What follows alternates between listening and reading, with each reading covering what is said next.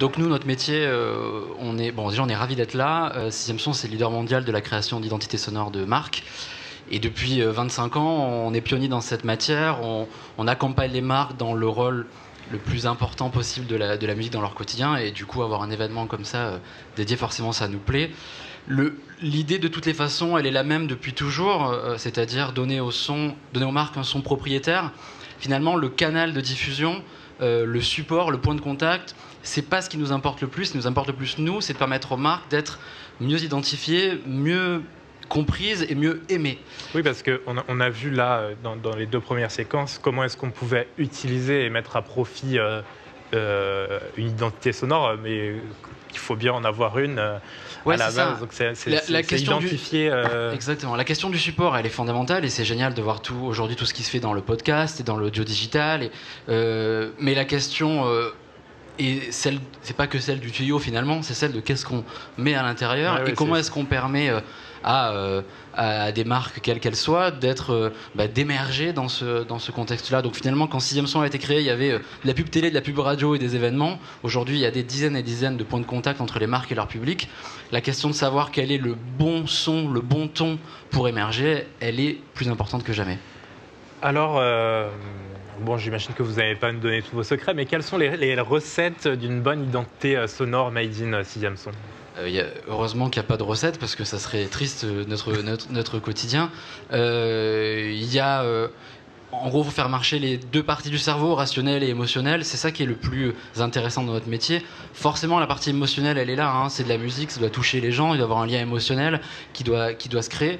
La partie rationnelle, elle est fondamentale. Elle est quel est le public de la marque en question ? Quelles sont ses cibles ? Moi, ce que j'aime dans notre métier, c'est que c'est de l'art appliqué.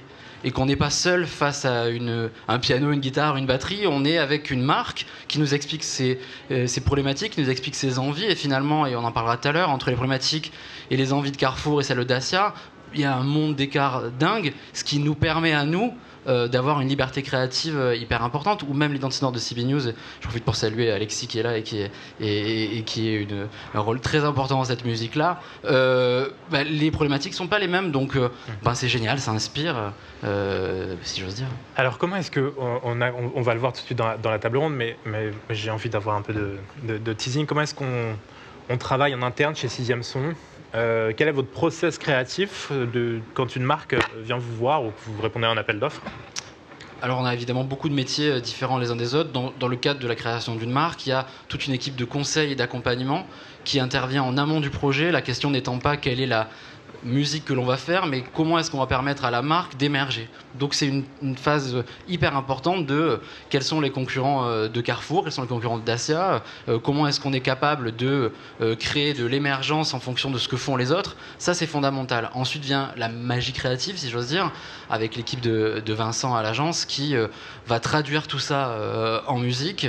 Le rôle de Marion chez nous qui est... je crois la seule en France, ce qu'on appelle un planning musical, donc adapter le métier du planner strat à la musique, dont le métier c'est tous les jours de nous irriguer, de nous donner des clés de lecture de la musique d'aujourd'hui, d'hier et de demain. On produit, on essaye et surtout on applique au point de contact. On essaie d'être performant sur l'ensemble des supports. Souvent les marques, elles ont 2 manières de faire avant de travailler avec nous. Elles ont soit acheté très très cher les droits d'une musique, et elles peuvent pas l'utiliser partout, et ça marche pas très bien partout. Ça marche super bien sur un spot télé, mais dans un besoin quotidien, pas forcément. Soit elles ont plein de musiques différentes les unes des autres et finalement pas de cohérence. On essaie d'apporter le complément de tout ça, nous, dans notre travail au quotidien.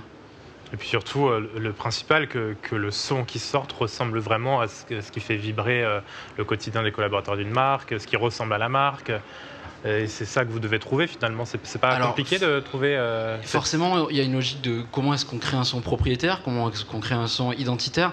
C'est pas le plus compliqué parce qu'on a des clients passionnés, on a des clients qui nous racontent ce qu'ils ont envie de faire. Honnêtement, c'est pas le plus compliqué parce que on a tellement une relation de co-création avec nos clients qui sont garde-fous aussi de comment est-ce qu'on est en capacité d'être le plus essentiel pour Dacia par exemple, pour en parler de ce qui va venir tout à l'heure.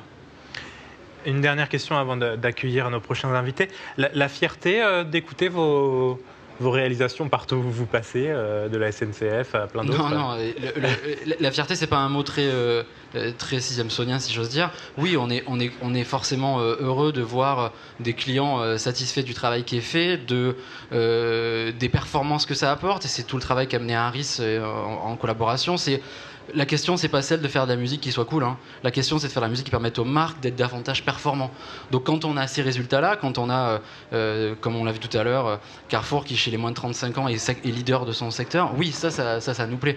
Après, c'est sûr que c'est sympa d'entendre nos musiques, mais bon, par contre, quand tu veux partir en vacances et que tu entends la SNCF, Aéroport de Paris, RATP, Aéroport de Marseille, les vacances, elles paraissent loin finalement, puisqu'on entend notre son toujours au partout, boulot. tout le temps, exactement.